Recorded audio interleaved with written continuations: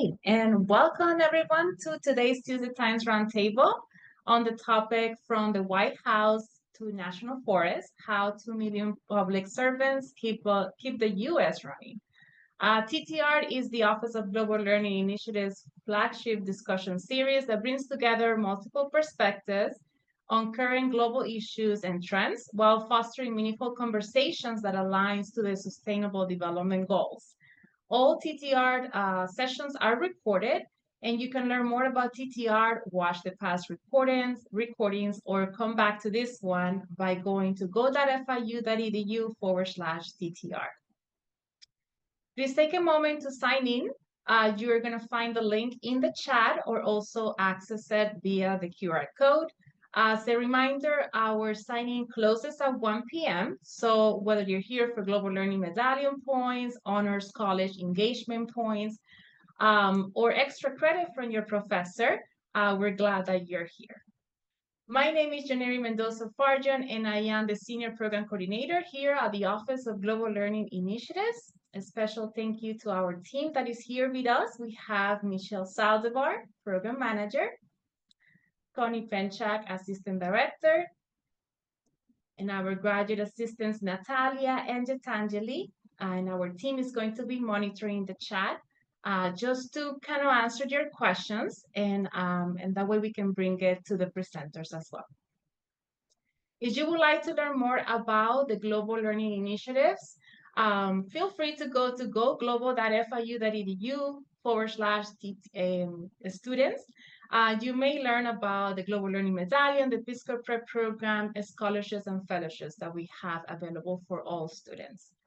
Medallion students, as a reminder, all TTR count as a 1 point, so make sure that you do a screenshot of your attendance so you can submit it in your points log.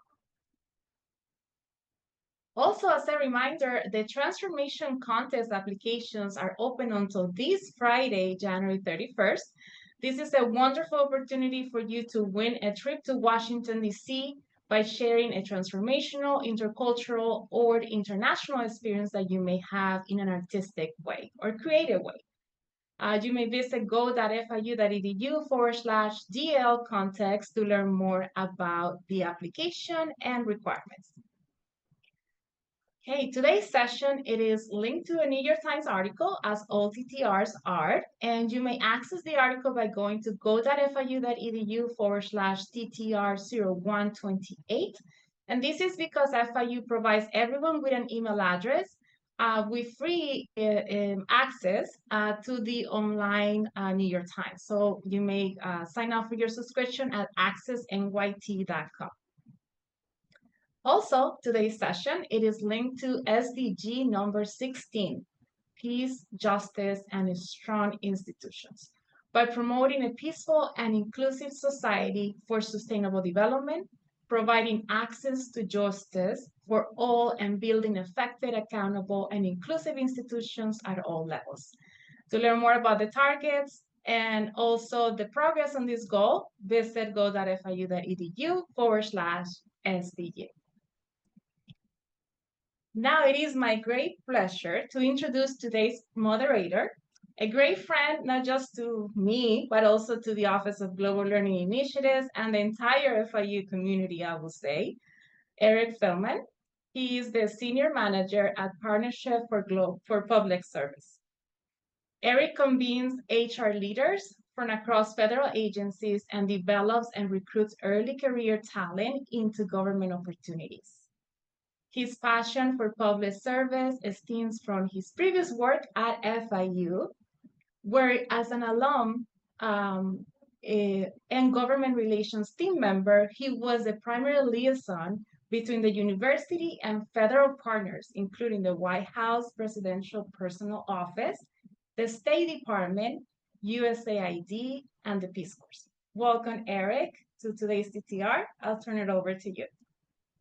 Janeri, that all looked fantastic, much more professional and presentable and put together than when I used to run the Tuesday Times roundtables back some years ago. So it is great to be back. And I asked questions throughout the presentation, so I appreciate you checking the chat as well. But I also have it open, so if anybody anytime asks a question or responds to a question that I pose in the chat, I'll see it. Though I imagine it's okay for people to raise their hand and come off mute as well if they would like. So I'm going to offer for people to participate either way throughout the presentation. So as Jonaire mentioned, I am an FIU alumnus myself, and so today we're focusing on who the people that work in the federal government are, if you would want to be one of them, all the pros and cons, and how to maybe start that journey if you choose to.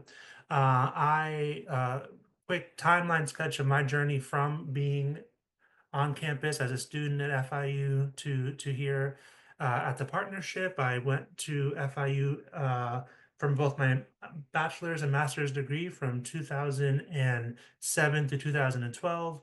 Worked for the Office of Global Learning, amazing office, glad you're connected to it. From then until 2018, when I moved to DC to work for FIU's location up here, which if you haven't been to or didn't know existed, I have a link for them at the end. But then for the past year and a half, have worked at the partnership, which is a nonprofit, nonpartisan organization that's working to build a better government. So what does all of that mean? When we say build a better government, we work on the people that work for our government.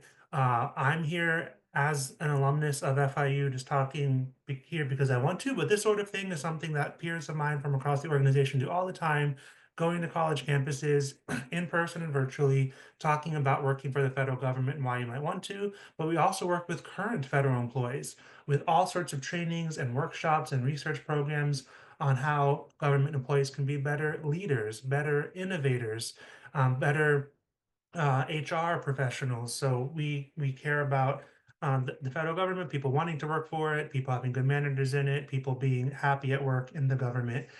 We do that as a nonprofit organization. So a lot of consulting firms or for-profit companies might offer services to the federal government to help them with HR type things as well.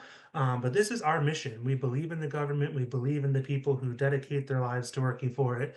And so we operate from a mission standpoint, and we're also nonpartisan. We will address some of the news that has come out of the new Trump administration, especially as it pertains to the federal workers. So I'll have a chance to talk about it. Our organization does take a stance and have opinions on things that affect federal workers specifically, but we're still nonpartisan because we are not pro either party or any candidate in a particular election, but we do put out expert opinions on how certain policies from either party affect the federal government and the federal workers in the government. A fun fact about the partnership as it relates to FIU, I'm actually one of 6 FIU alumni that work here at the Partnership for Public Service. So I think that's pretty neat because as most people outside of DC do not know our organization. In DC, it's a pretty big deal, if I'm allowed to say so, that, if you talk to most people up here who work for a federal agency, they've probably interacted with us in some way, whether they've taken one of our trainings, been to one of our conferences, or collaborate with us in some other way. So it's neat that we have that FIU influence up here.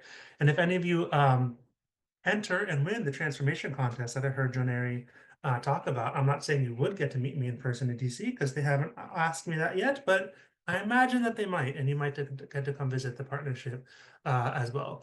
So I'm going to switch over before going to the presentation to a quick activity that will help us set the stage about what the federal government is and who the federal government is and see how much we all know collectively about this. So I'm going to share this screen. I think this should work. And I'm going to present. And so if you are willing and able to do so, you can go to menti.com and enter the code on the screen here. If for whatever reason you have trouble accessing it or just prefer not to access it and you want to put your answers into the chat instead of on Menti, that's okay with me. But if you use menti.com, then your answers will actually show up here on the screen with everyone else. So you can go to that website and you can put in the code that is on the top of the screen here, 11195605, 11195605, and that would be a way of participating in here. But feel free to use the chat if you prefer. All right, I'm seeing 5, 6, 7, 8, 9 people starting to log in. So we'll get going in a second here. See some thumbs up. Okay, so if are not logged in yet, see if you join afterwards or start using the chat. But I don't want to waste too much time because we have a lot to talk about. So we're here to talk about federal government agencies today. So just to set the stage a little bit, it's okay if you've only heard of one or two, or maybe you're not even sure if you've heard of one or two. Name as many agencies as you can. Federal Bureau of Investigation, absolutely. Lots of movies and TV shows and things there. FBI is part of the Department of Justice, so those two are connected. I see USAID, and for those of you who were at the roundtable last week, I know that you met our fellow FIU alumna Perina from USAID. Department of State, absolutely, manages our relationships with other countries, issues passports, Treasury, Peace Corps, absolutely. Children and family. So the Department of Health and Human Services does have a office on children and families, but also, people might be thinking of like a Florida Department of Children and Families, for example, there, because both state and federal governments have some overlapping things. I like how you all quiz me on these acronyms here. So Federal Trade Commission, I see Bureau of Prisons, U.S. Department of Agriculture. Department of Defense, great acronym use. I'm very surprised to see OPM, the Office of Personnel Management. Not sure to put that in there. It's any of my office colleagues or whatever from Global Learning, but they said HR policy. NASA, FEMA, amazing. So that's much more than I expected. I'm very happy to be talking with this group then because it's a very knowledgeable group about federal agencies. There are many, many federal agencies in the government. Just wanted to show this one slide of the 15 cabinet level agencies. And I think probably on that last slide, everyone either named one of these or named an office or subcomponent of one of these agencies. And you can look up this list anytime, just for information. We don't need to focus on just these 15 today. We're going to talk about all of them, no matter how large, no matter how small. But I do have a couple quiz questions. So you are able to name federal agencies, but what do you know about which ones do what? All right, so where's my question? Oh, all right, I need to press enter here. Hopefully no answer fast to get more points. All right. So what agency transports nuclear weapons? The Department of Defense, the Department of Energy, or the Department of Transportation? Transports nuclear weapons.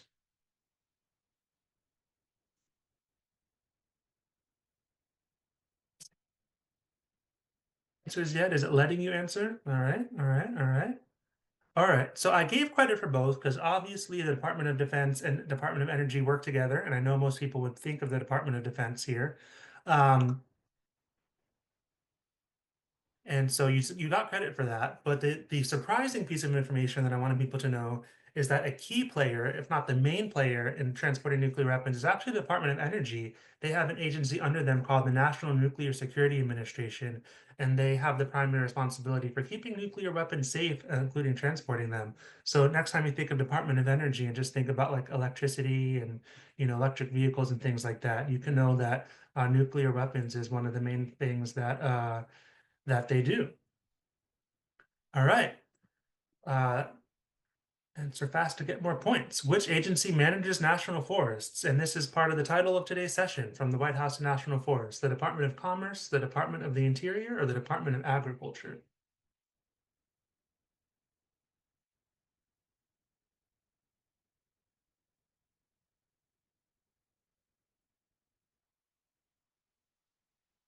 Right. So this group did way above average on this. Most people think that the Department of Interior manages national forests, and the reason that they think that is the Department of Interior does manage national parks.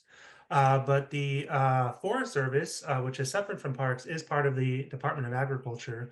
And the reason for this is while parks are purely recreational, forests are part recreational, but they also produce lumber as a product where it could be cut down and sold, and that's an agricultural product. So good job to everyone on that one. And last question for now.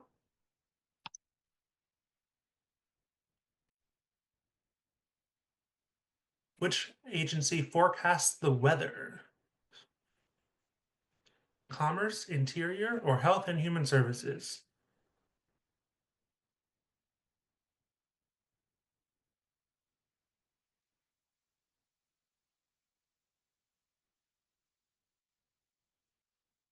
All right, let's see how we did here. Oh, interesting, interesting, interesting. So NOAA, you might have heard of the National Oceanic and Atmospheric Administration, is a component of the Department of Commerce. And the National Hurricane Center has a center on FIU's MMC campus, which falls under all of this ultimately and is part of the Department of Commerce as well. Separate fun fact, the Patent and Trademark Office also is part of Commerce. So whenever you hear about new inventions and new patents, that all falls under the Commerce Department as well. So I think ultimately the group did a really good job getting answers right, participating. If you got an answer wrong, it was because I was trying to trick you because they sound like they do different things, but hopefully we all learned something there. A couple of questions about less about the specific agency, but about the people that work for them.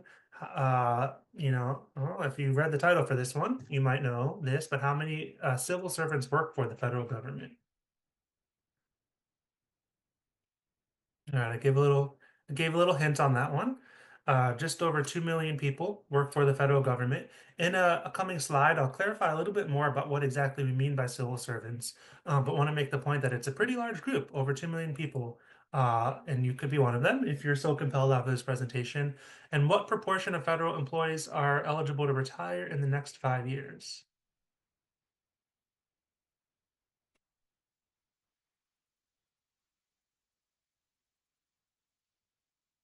Take a look. All right. This group is absolutely succeeding all expectations here.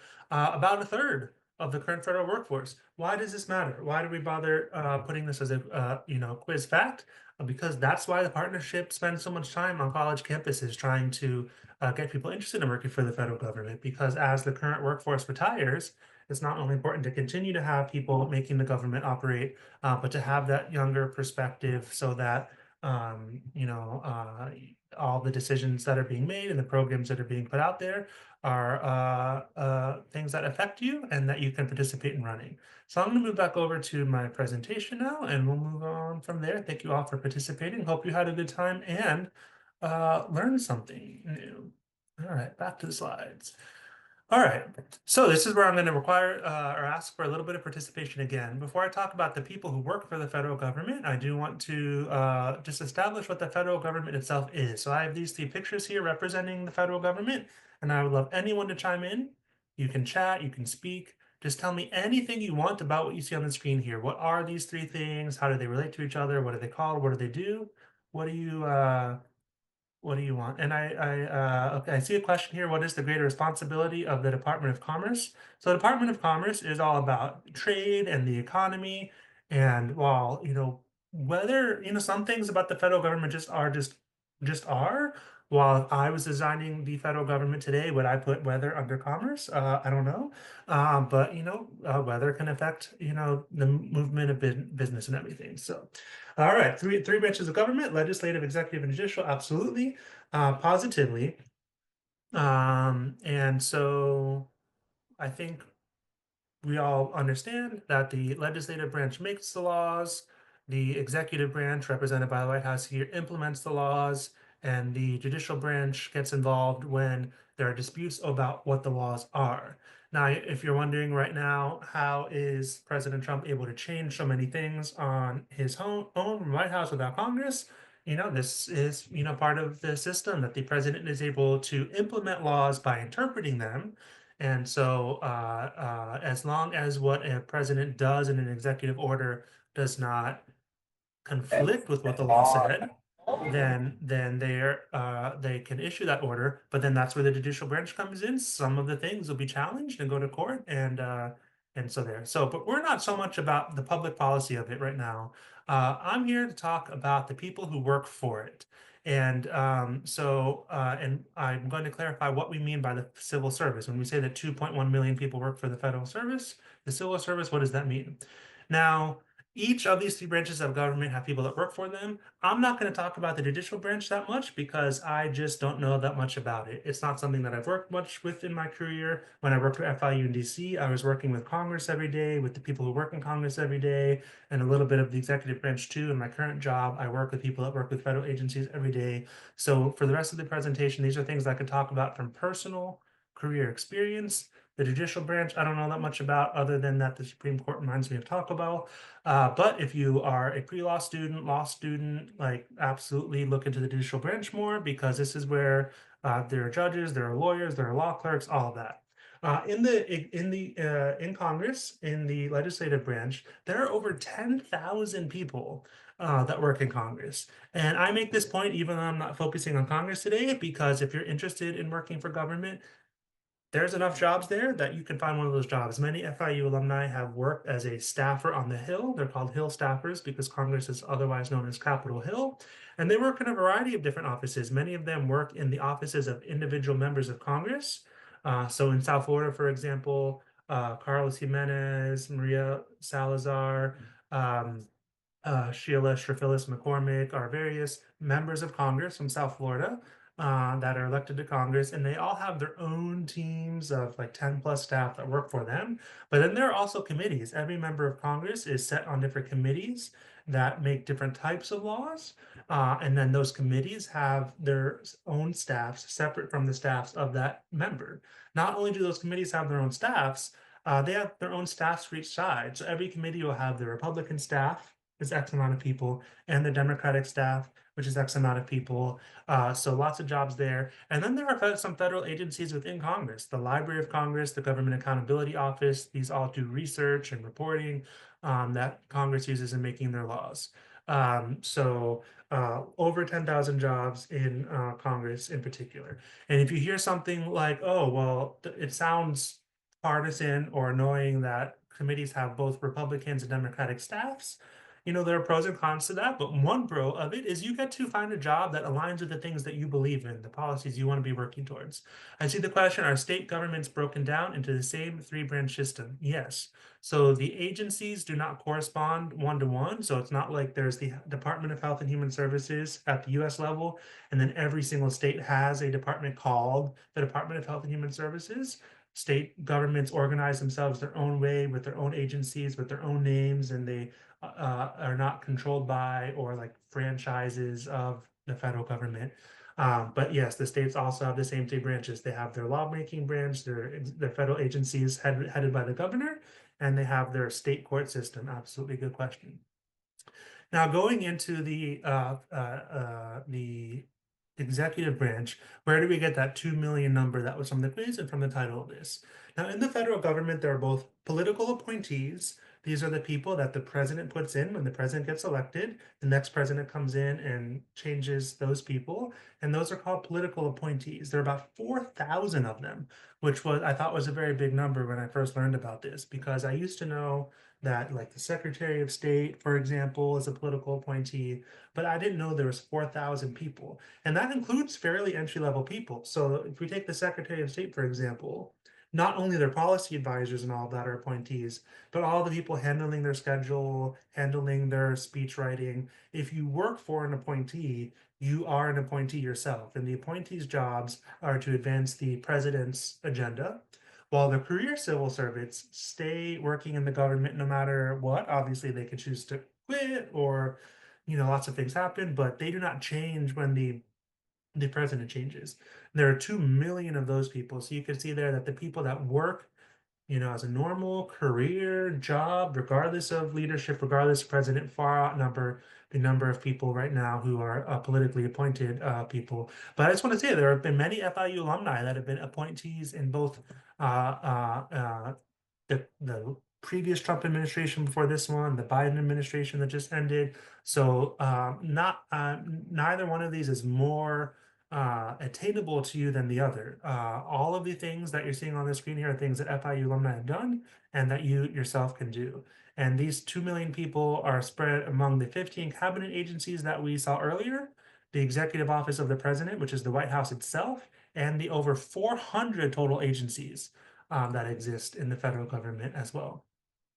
I put a couple of Google Maps screenshots here to give a sense of just like where people work when you have jobs like this. So you have obviously the White House itself on the picture here, a beautiful building.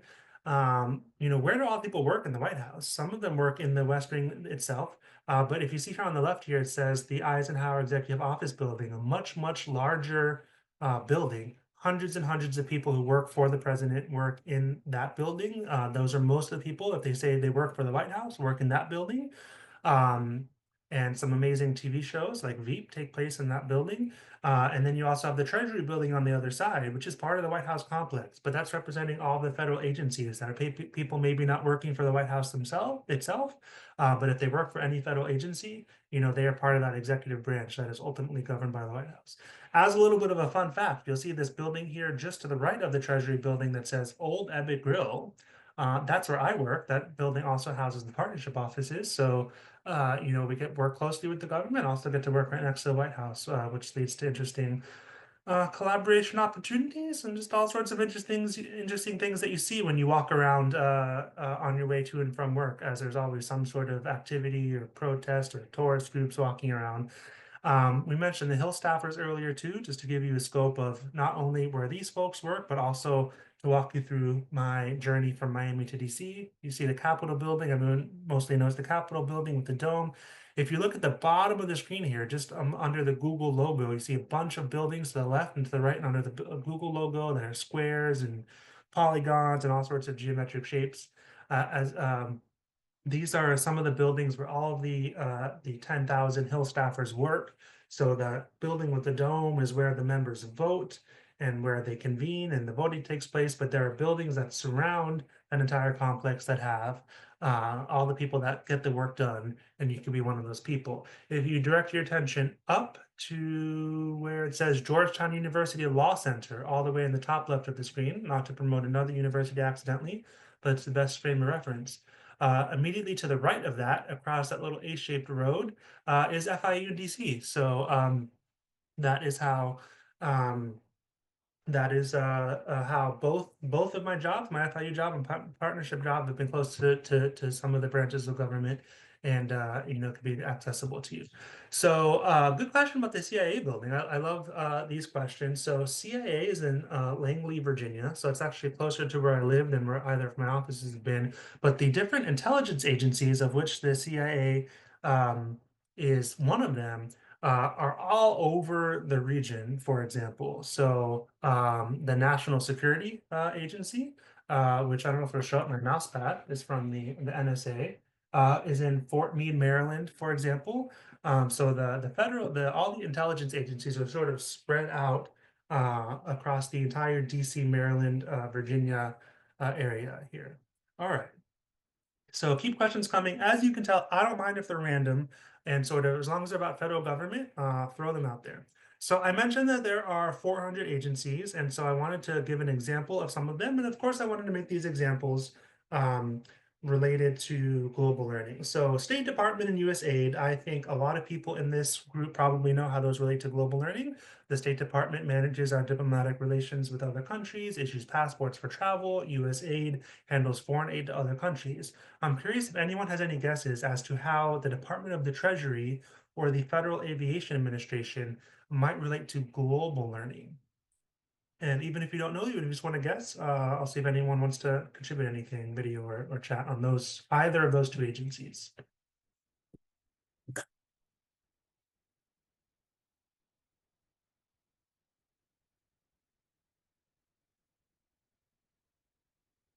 And trade, certainly.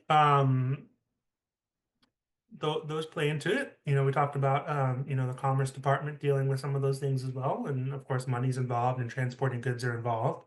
So I think those are valid themes.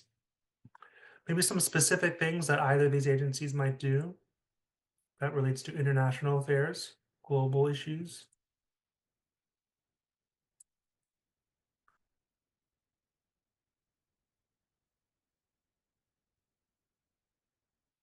So here are just two. So Treasury deals with the sanctions that you hear about that the United States places on other countries. So if you hear in the news, oh, the president placed sanctions on Russian oligarchs, and then that means either their assets are frozen or they're not allowed to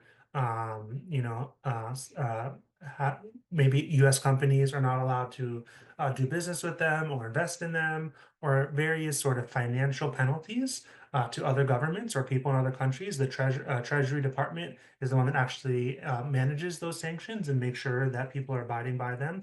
And the Federal Aviation Administration, these are all the air traffic controllers. They control our airspace.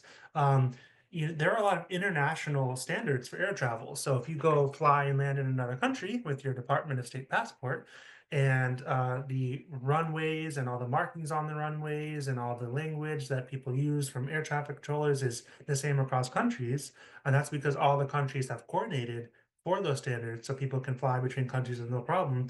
And the FAA has an international affairs department that handles all those relationships with their counterparts in other countries. The one of the things that the partnership where I work does is we award public servants, the people who work for federal agencies, for the great job that they do. And this program is called the Service to America Medals. It is a very fancy Oscars level production ceremony for your average rank and file federal worker. And I wanted to share 3 recent awards that we gave out to federal employees to give you an idea of the wide variety of really impactful things that people do in the federal government. We gave an award to Judy Chen and Jay Evans of the Department of Agriculture for their research on diseases in bee colonies and in helping to save the bees by diagnosing and treating their diseases. There was a team of 3 people from the Labor Department that were able to save over 100 children, teenage age children, who were working overnight illegally on cleaning meat slaughterhouses.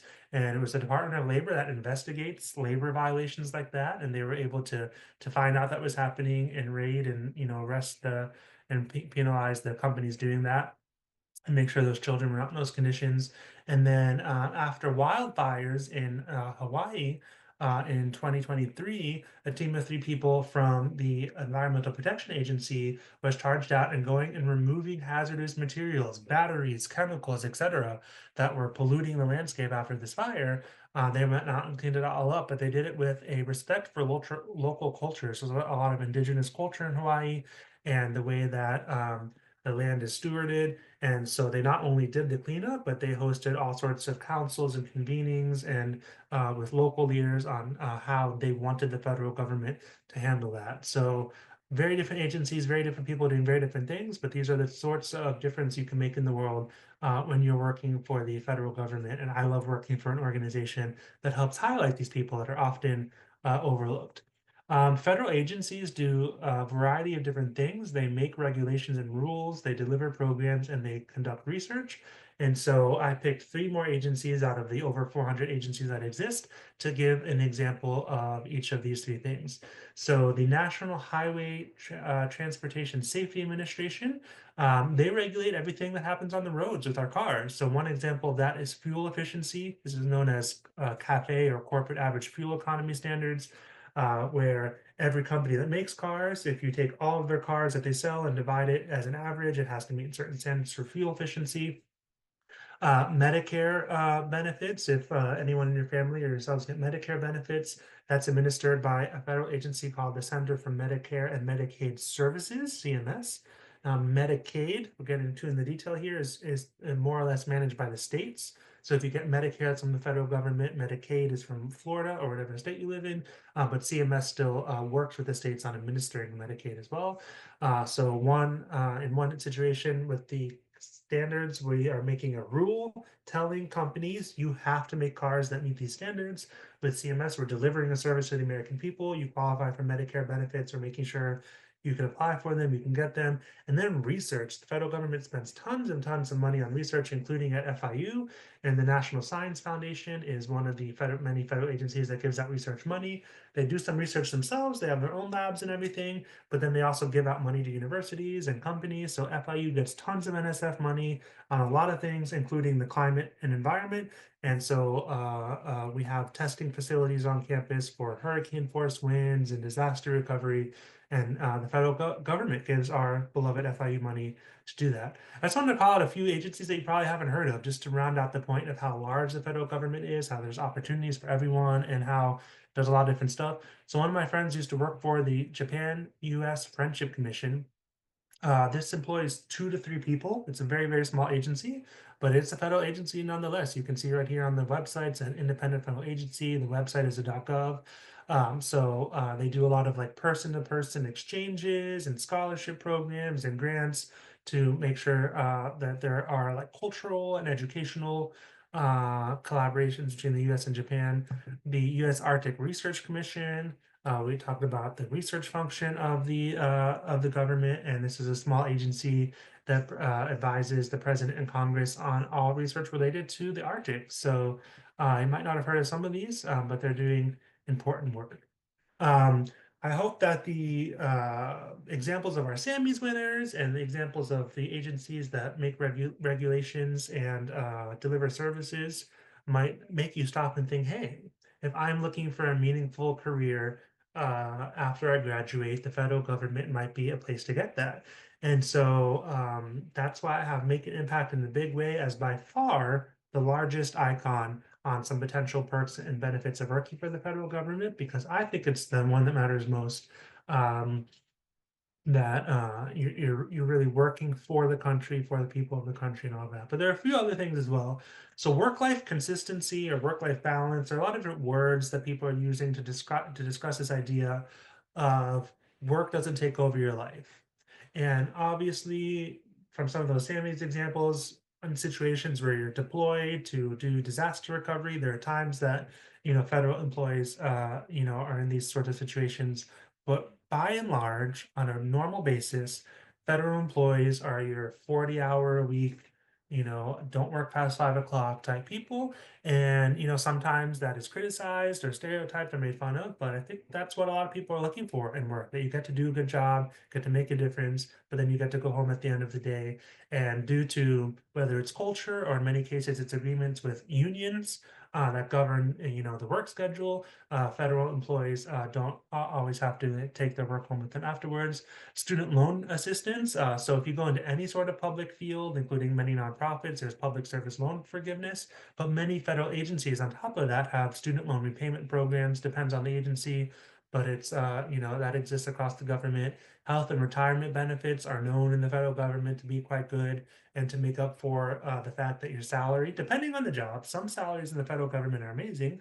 In some work areas, it might be a little less salary wise in the private sector, but really great health and retirement benefits, great opportunities for training and development, including details to other agencies, details to other teams, temporary promotions to management when managers are out to help you get management experience. It doesn't matter what major you're in, if you're a political science person, if you're a STEM, an engineering person, the federal government has jobs for you.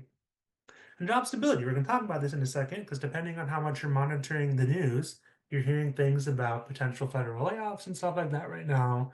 But by and large, over the course of the history of the federal government, and I think this will persist into the future as well, layoffs in the federal government are very rare. In almost all circumstances, there are people who are laid off from a federal role are first in line for other federal roles in their agency and other agencies, lots of programs to help replace them. And even if we see layoffs aligning with the Trump administration, like jobs that are related to DEIA, they are far less common than in the private sector, even if those things do happen. So job stability is still a perk of the federal government.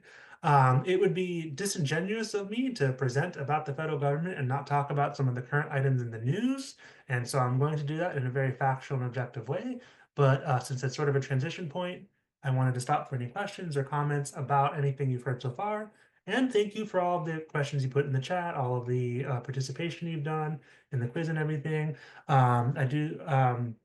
One thing that is worth noting as we get into working for the federal government, it is almost entirely always the case, with very few exceptions, that you have to have U.S. citizenship to work for a government agency.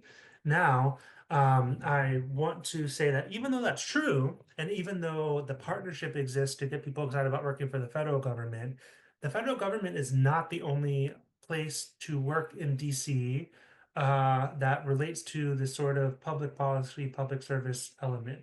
And I also want to say you do not have to move to DC to work for the federal government. There are jobs, fewer than half of the people that work for the federal government work in DC. So if you are in Miami now and you want to stay in Miami, there are, lots of the National Weather Service has a location on FIU's campus. There are like Social Security and Medicare offices and IRS offices all over the country, including Miami, that you can work for the federal government moving. If you want to move somewhere that's not DC, there are jobs everywhere. There are research labs all over the country that are owned by the federal government. Um, but if you wanted to work in DC, as I do or love doing, and you do not qualify for the federal government for any reason, including citizenship, there are all sorts of lobbying firms that advocate to influence the government, think tanks which do research on public policy. You can work so many other places without citizenship in ways that you're still working in that government sphere. Is it true that is it true that it's easy to move around in positions and agencies when you work for the federal government? Absolutely. Positively, the federal government, even more so than you hear this get your foot in the door at any company you want to work with sort of thing, and there are pros and cons to that way of thinking. But the federal government is absolutely something that once you're in the system and it's easier to move around. Federal employment, somebody put OPM in the word cloud earlier, the Office of Personnel Management. OPM is basically HR for the entire federal government, all 400 of those agencies.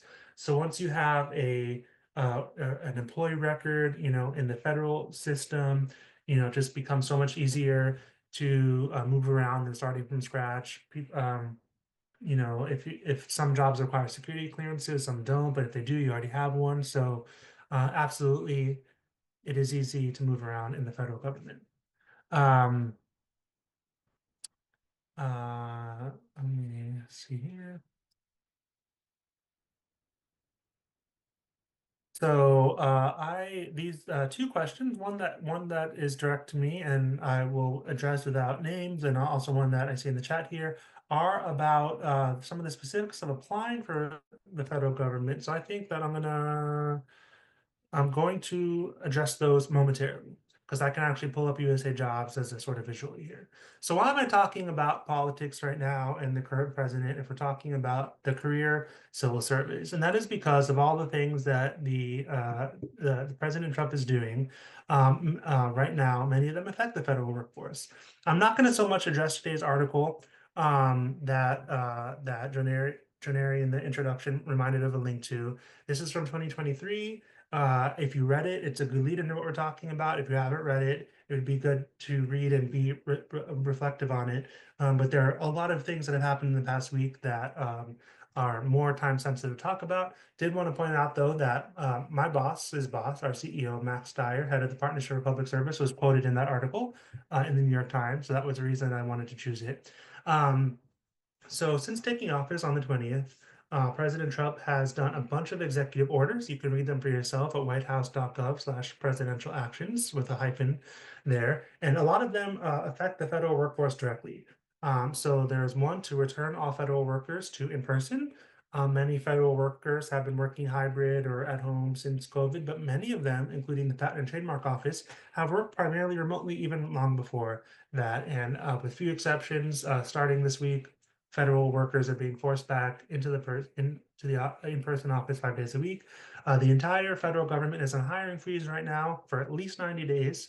And so while I'm going to answer some of the questions in the chat about how federal hiring works, with very few exceptions, except for like some national security and healthcare related things, no hiring is happening across the entire federal government right now.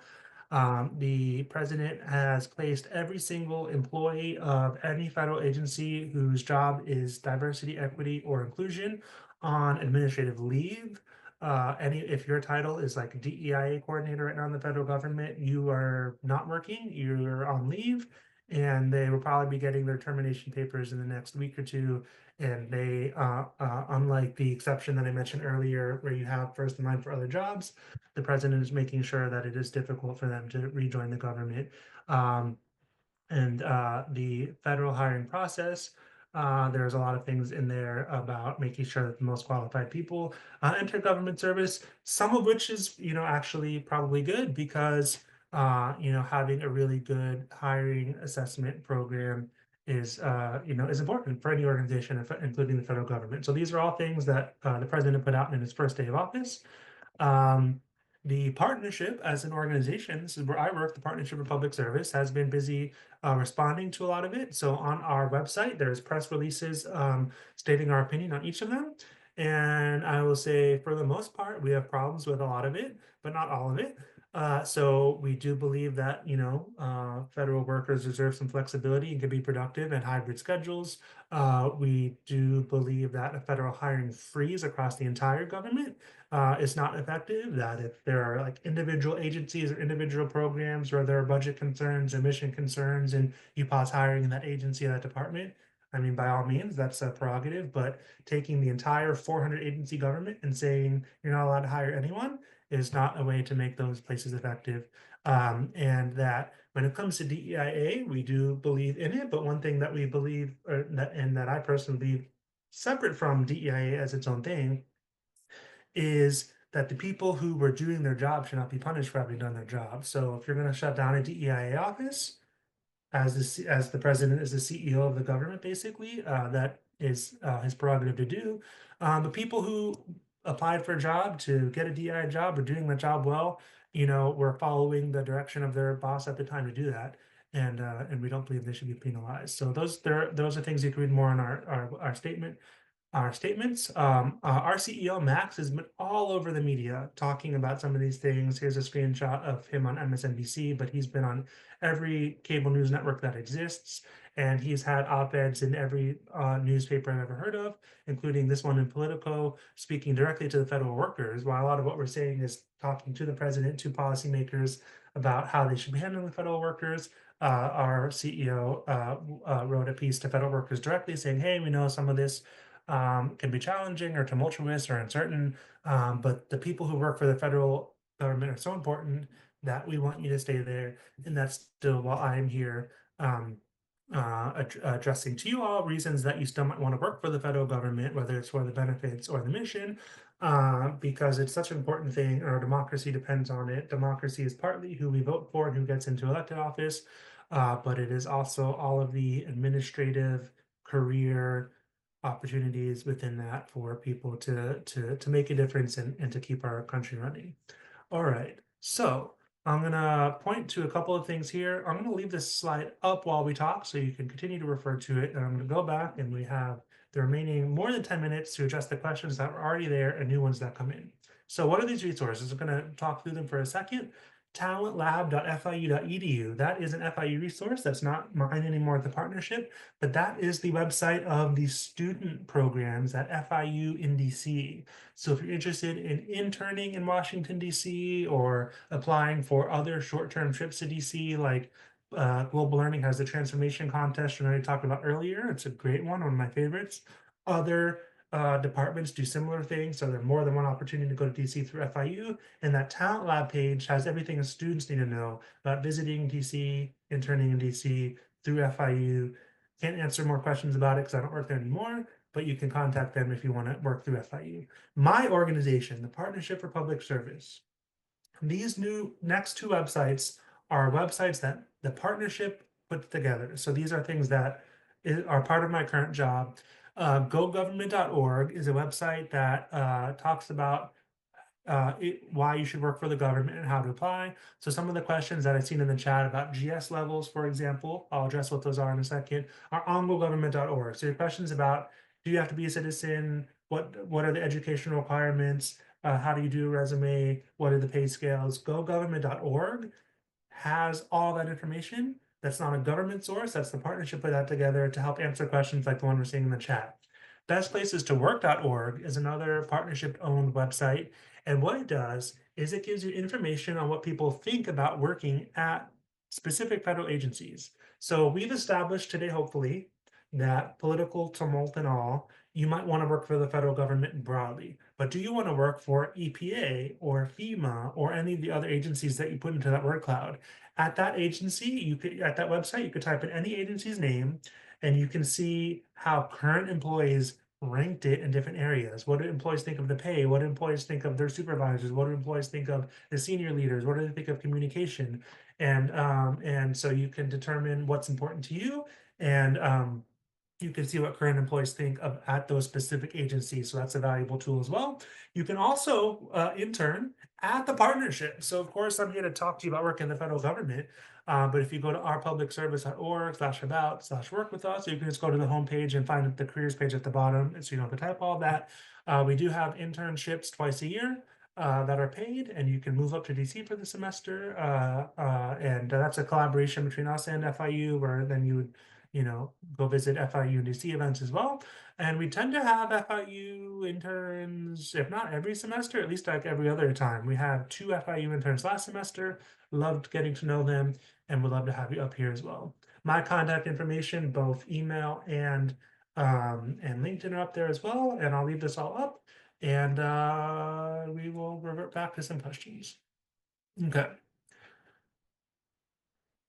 So I'll probably pull up for these GS level questions. I might eventually take the screen down and maybe we'll pull up usajobs.org in a second. So I have a direct message question from someone curious about the legal basis for which people can be let go of their jobs. For example, the TEIA people. That's a very good point. Actually, I'm going to put this down for a second. I should find time to put it back up, but I'm going to screen share my web browser here. Share. Because a lot of these questions are sort of good to see things. Okay. So I already mentioned the White House doc. I'll put it in the chat as well. But this is the site where you can see what the president puts out directly in the chat. Because a lot of these documents, if you read the actual documents rather than just hearing about them on news or social media, you can see what they say the legal justification is for these things. All right, so this is what the president puts out. But when it comes to the federal worker stuff, the president puts out these executive orders, but it goes to a federal agency to implement them. So if we go to memos and guidance on this page, this is the Chief Human Capital Officers Council. So this is the federal agency that provides guidance and resources for all the HR leaders throughout the agency. And if you go down here, you will see the actual memos from the HR team about how they're doing these things. So if we open the OPM memo regarding the ending radical and wasteful government DEI program. So the private question in the chat to me was, what is the legal authority that the government has to lay off DEI people? Well, I'm not a lawyer, so I can't say what their legal authority is and if the government is right here, but the government cites its own legal authority. So this memo starts, pursuant to its authority under 5 U.S.C. section 1103A1 and A5, and then under here 5 CFR 3501402. So all these like mumbo jumbo citations here and here are the government citing its authority to do what it's doing. So if you were interested in coming back to this page, finding this memo, Googling 5 USC 1103A1, you can see what it says. And this is, at least until it's further challenged in court, the authority that the government is claiming that it has to do what it's doing there. So hopefully that helps demonstrate that question a little bit there. So yeah, so somebody asked about GS levels, and if people don't know what GS level is, the GS level is the main pay scale in the federal government. Pay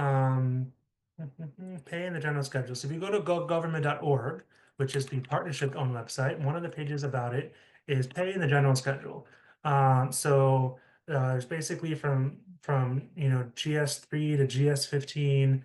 Every single job in the federal government, for the most part, is categorized as one of these GS levels, and our Go Government page does roughly break down the level of career experience that is required to get one of these GS level jobs. And I think the other question I saw in the chat sort of corresponds to this too, which is like, what are the educational requirements? So if you look up any federal job on usajobs.gov, so this is the site where you would actually apply for jobs. So go.government.org is my organization's website that provides answers to the type of questions you have. You'll see there's also videos off to the side here about security clearances, federal resumes, but usajobs.gov is where you actually apply for the jobs. Hopefully 90 days from now, the hiring freeze is mostly lifted. So this would be something you could practice a little more then, but it'll tell you one of two things. It'll tell you this is a GS 13 level job. Or it'll say sometimes you get to choose your GS level. Like it might say this job, you can either be GS 5, 6, or 7. And it'll tell you GS 5 means you have 1 year of experience, GS 6 means you have 2. Then you get to pick the one that you think you qualify for. And so that's a little bit of what a GS level is. And I think the main question in the chat was if you move around to different agencies, do you sort of maintain that progression? And yes, if you're moving around, I mean, you're choosing the thing that you're applying to. So you would apply to things that are like that next level. But yes, you could sort of picture the federal government as you're working for one company, moving around, and your record follows you. There's actually, this is again maybe a little more detail than we need. There's a document called the SF50. The SF50 is like your record of changes within the federal government. So if you move from one agency and if you're in the same agency and you get promoted, or if you go from one agency to a totally other agency, this SF50 gets filled out with your new GS level, your new salary, your new work location, and everything. And this follows you across your entire federal career. So there is consistency if you're trying to work your way up from GS 5 to 67 to 8, and you move around agencies. This record is all comprehensive as to what your background was, and you can follow the same steps and progression as if you were in the same agency, as far as I understand.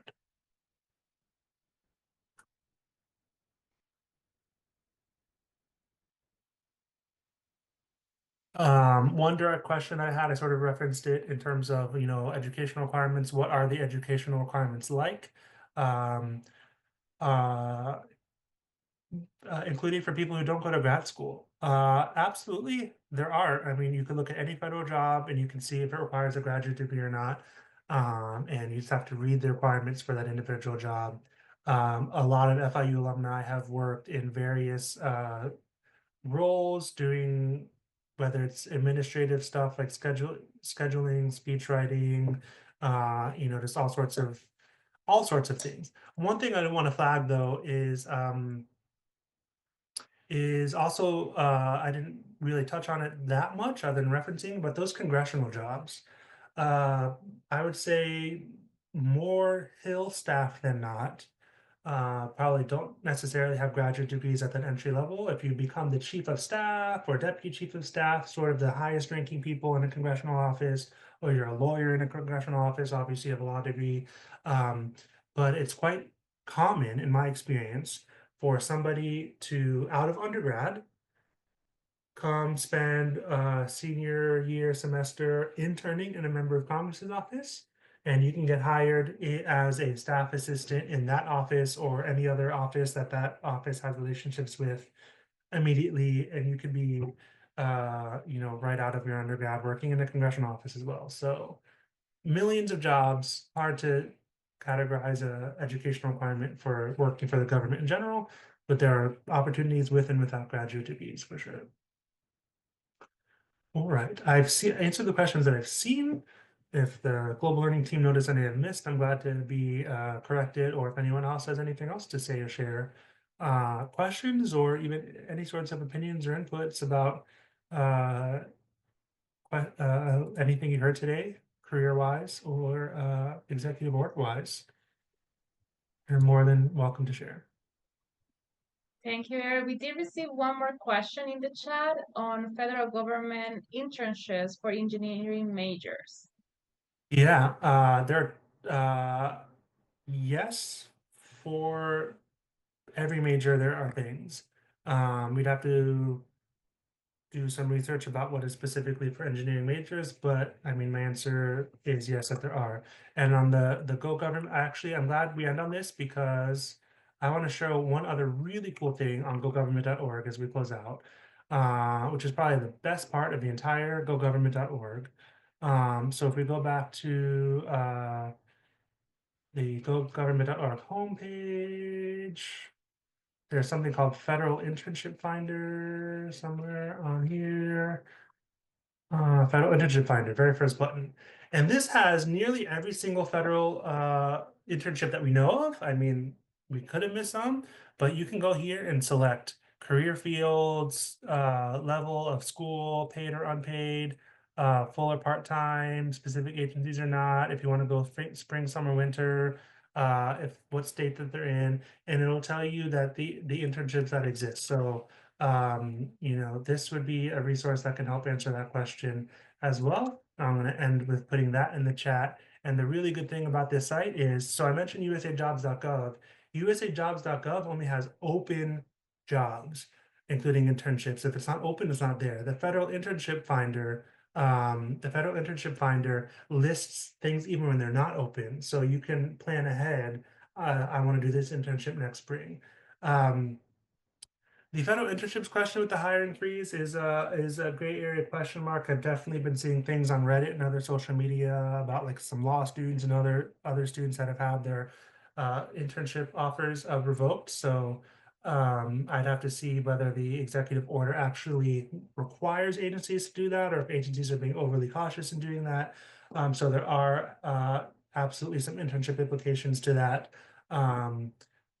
But we're hoping that agencies can find exceptions to that. And also that within 90 days, some of those agencies will have those hiring freezes lifted. So we're thinking long-term here about what you want to do in the next 3 years of your life. That might include the federal government or not. That's okay too. But don't tell the partnership I said that. That's why they sent me here.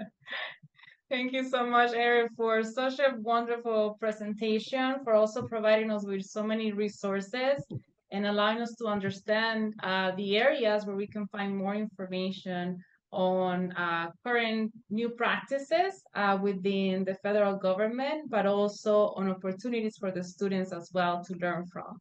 We truly appreciate your time.